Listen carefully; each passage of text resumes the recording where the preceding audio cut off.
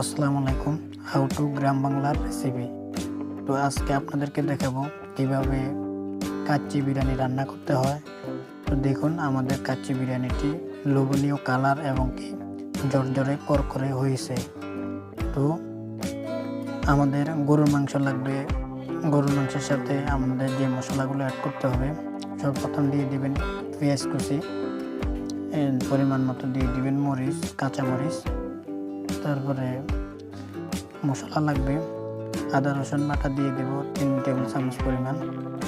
তারপরে দিয়ে দিব সরষের দানা বাটা, তারপরে গোলমরিচ এবং কি জয়ত্রী বাটা দিয়ে দিব, তারপরে জিরা বাটা দিয়ে দিব, তারপরে দিয়ে দিব দারচিনি, তারপরে কয়েকটা দিয়ে দিব এলাচ, তারপরে কয়েকটা দিয়ে দিব লবঙ্গ। তো দিয়ে দিব কয়েকটা তেজপাতা, তারপর দিয়ে দিব ধনিয়া গুঁড়ো 2 টেবিল চামচ পরিমাণ, তারপরে দিয়ে দিব মরিচের গুঁড়ো 2 টেবিল চামচ পরিমাণ, তারপরে দিব হলুদের গুঁড়ো 1 টেবিল চামচ পরিমাণ, তারপরে দিব স্বাদ মতো লবণ, তারপরে দিয়ে দিব দুধ,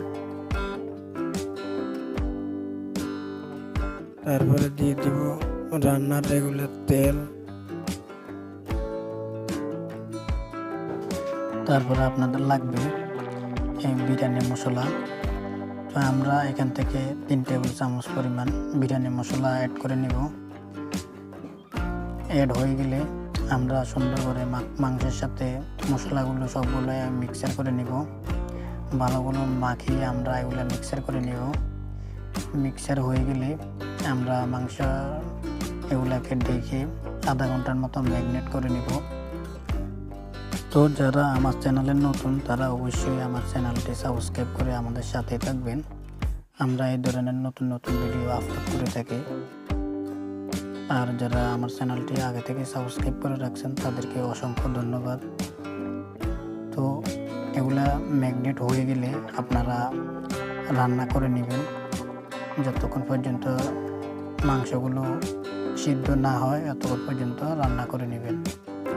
আমি 40-45 মিনিট পর্যন্ত রান্না করার পরে আমি এগুলা নেড়ে চেড়ে আবার ঢাকনা দিয়ে ডেকে আরও আধা ঘন্টার মতো রান্না করে নেব। তো রান্না করার পরে আমি এখানে আবারও নেড়ে চেড়ে আমি এখানে মাংস সিদ্ধ হওয়ার জন্য আর একটু পানি অ্যাড করে নেব।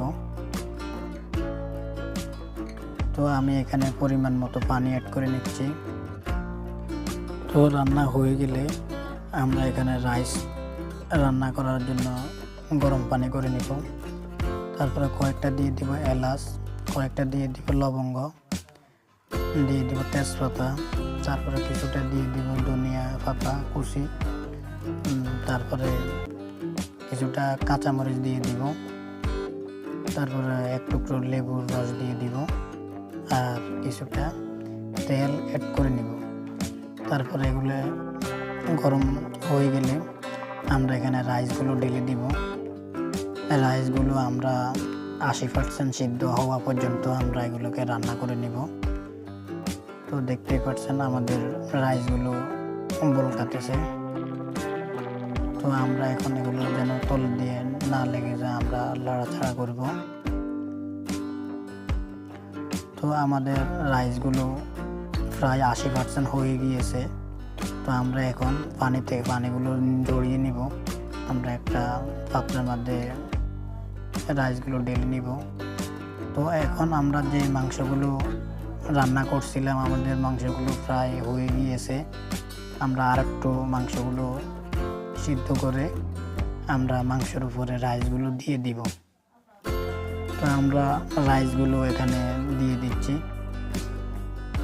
তো আমরা সুন্দর করে রাইসগুলো দিয়ে দেওয়ার পরে আমরা এখানে দিয়ে দেবো পেঁয়াজ বেরেস্তা।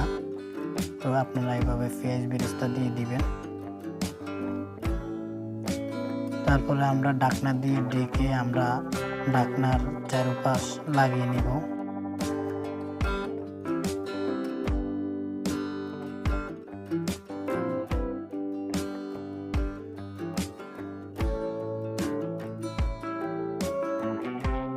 আমরা এভাবে চারপাশ করে নেব।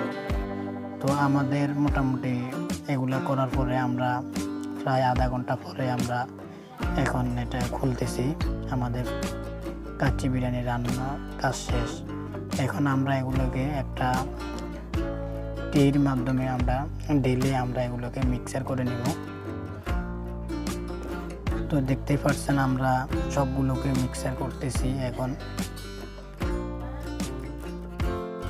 তো দেখুন আমাদের মিক্সার করা হয়ে গিয়েছে, এখন আমরা পরিবেশন করে নেব। তো দেখতেই পাচ্ছেন আপনারা কি সুন্দর লোভনীয় হয়েছে আমাদের পরিবেশনটা, এবং কি কাচ্চি রান্নাটা যে একবারে জোর জোরে করে কাচ্চি রান্নাটা হয়েছে পারফেক্টলি। তো আজকের ভিডিও এই পর্যন্তই। সবাই ভালো থাকবেন, সুস্থ থাকবেন। আল্লাহ হাফেজ।